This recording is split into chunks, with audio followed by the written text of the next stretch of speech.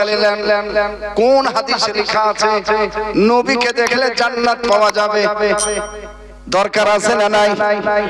আছে না নাই?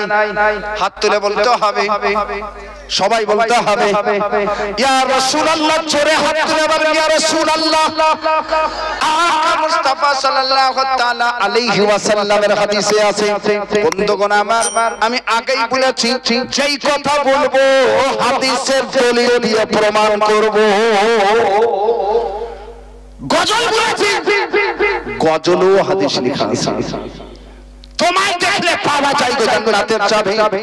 আমার আকা আমার মুস্তাফা সাল্লাল্লাহু তাআলা আলাইহি ওয়াসাল্লাম হাদিস শরীফে বলেছেন, আন জাবির রাদিয়াল্লাহু তাআলা আনহু قال قال رسول الله صلى الله تعالى عليه وسلم لا تمسنا মুসলিমান রাআনি ওয়া রাআ মান রাআনি রাবাহু ইবনে মাজাহ শরীফ। যারা ঝুমকে বলো সুবহানাল্লাহ।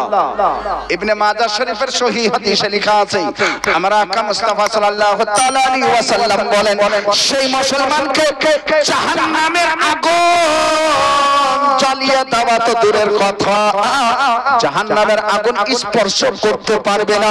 সেই মুসলমানকে জাহান্নামের আগুন স্পর্শ করতে পারবে না, জাহান্নামের আগুন ছুঁইতে পারবে না, জাহান্নামের আগুন টাচ করতে পারবে না। আকা মুস্তাফাকে সাহাবাগণ বলছেন, ইয়া রাসূলুল্লাহ, তারা কোন মুসলমান? নবী মুস্তাফা বলেন, রাআনি, যারা আমাকে দেখে নিয়েছে তাদেরকে জাহান্নামের আগুন ছুঁইতে পারে না।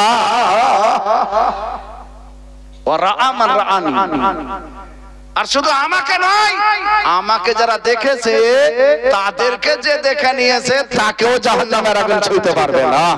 তাহলে নবীকে দেখাতে জাহান্নামের জান্নাতের চাবি আছে না নাই?